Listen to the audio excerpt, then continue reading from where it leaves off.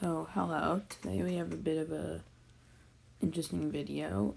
I think it's a good idea, and it's about how the song from Hamilton, Election of 1800, is ridiculously misleading.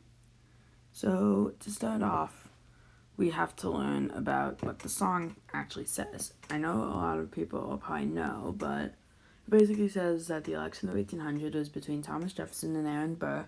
There was heavy campaigning on both sides, and it was a really close race, and eventually it came down to Hamilton's endorsement.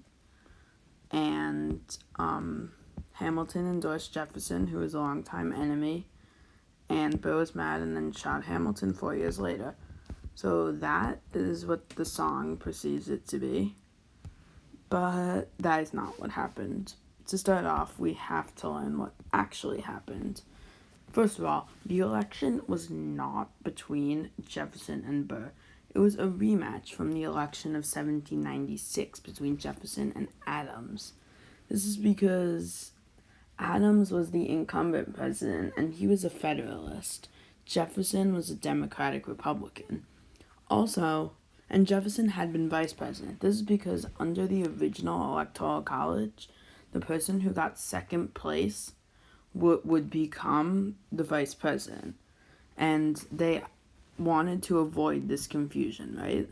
So you know what the parties did? They said, okay, we'll have one presidential candidate, and the official position of running mate didn't exist yet.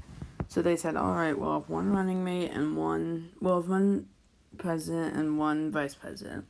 The way this would work is the president would get all the electoral votes for all the states that they get all the electoral votes, and then the party, so the Federalists or the Democratic Republicans, would tell one elector who would, and each elector got 2 votes as well. So they voted for the president and the vice president, but they would tell one elector from each party to not vote for that vice presidential candidate. Therefore, the vice president person would get 1 less vote than the presidential person. This seems like a great system, and for the Federalist, which was John Adams' party, it worked. John Adams got 63 votes, I believe, and his running mate, who I think was John Jay, I'm not quite sure, got 62 electoral votes. Democratic Republicans did not work this way. They had Jefferson as the president and Aaron Burr as their vice president.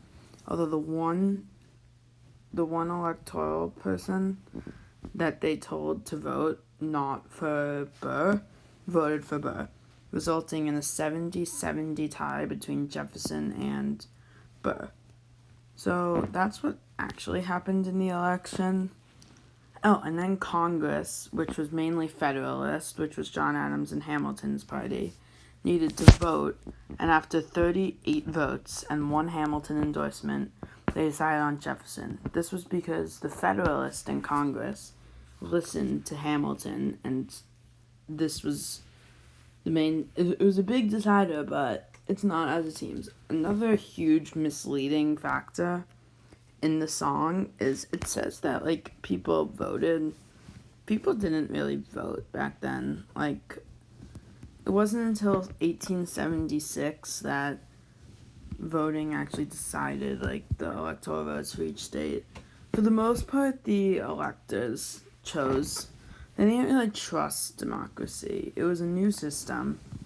And that's really how the Electoral College formed. They didn't quite trust the people, so they just chose a select few to really pick the president.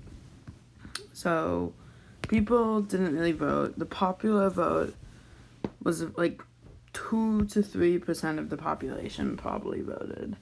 So, and obviously the song makes it seem like a bunch of people voted in this highly contested election. And not a single person voted between Jefferson and Burr. So the song is very misleading, but it's a good song. I honestly really like it. Anyway, yeah, that's it. Twitch and Discord in the description.